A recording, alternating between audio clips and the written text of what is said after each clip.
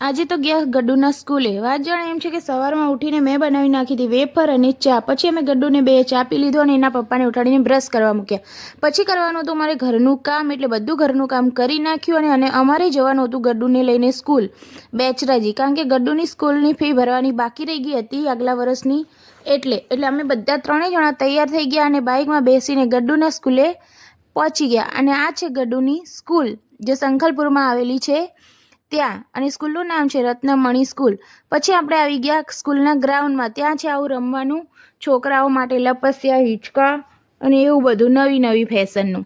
પછી અમે પહોંચી ગયા સ્કૂલની અંદર જવા માટે. તો અમે 3 જણા અંદર જતા હતા અને સ્કૂલમાં અમારા ગડ્ડુભાઈને આવી ગઈ હતી આજ તો મજા, કારણ કે ઘણા દિવસે સ્કૂલ જોઈને અત્યારે વેકેશન ચાલે છે એટલા માટે. પછી અમે પહોંચી ગયા સ્કૂલની અંદર જવાનો રસ્તો છે ત્યાં. પછી એન્ટર થઈ ગયા અને ગડ્ડુભાઈ તો સ્કૂલ જોઈને રાજી થઈ ગયેલા હતા, એટલે દોડવા જ માંડ્યા અને એને ખબર હતી કે એનો ક્લાસ આ બાજુ છે.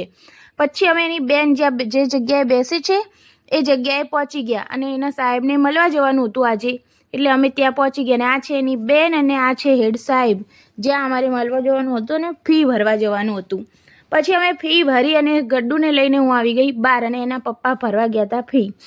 પછી ગડ્ડુ કે મમ્મી મારે હિંચકો ખાવો છે, એટલે એને લઈ ગઈ હું હિંચકો ખાવા. પછી ગડ્ડુને મસ્ત મજા આવે એવો હિંચકો ખવડાવી દીધો મેં. પછી એને બીજા હિંચકામાં બેસાડી દીધો અને એને ચડવી હતી સીડીયું. પછી એ સીડીયું ગરમ લાઈ થઈ ગઈ હતી એટલે ન ચડે. પછી અમે પહોંચી ગયા બેચરાજી અને અમારે લેવાનું હતું નારિયેલ, કારણ કે રસ્તામાં મંદિર આવે છે ત્યાં જવાનું હતું મારે, એટલા માટે.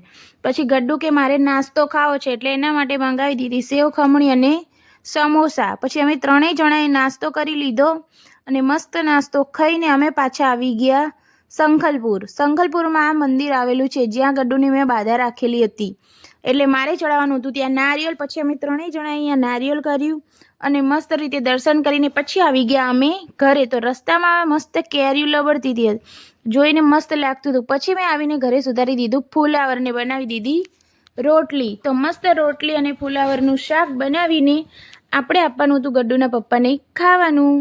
તો એ બધાને ખાવાનું આપીને આપણે બેસી ગયા કપડાવાળા. તો અમારા આવા વિડીયો જોવા માટે અમારી ચેનલને લાઇક, સબસ્ક્રાઈબ, શેર કરવાનું ભૂલતા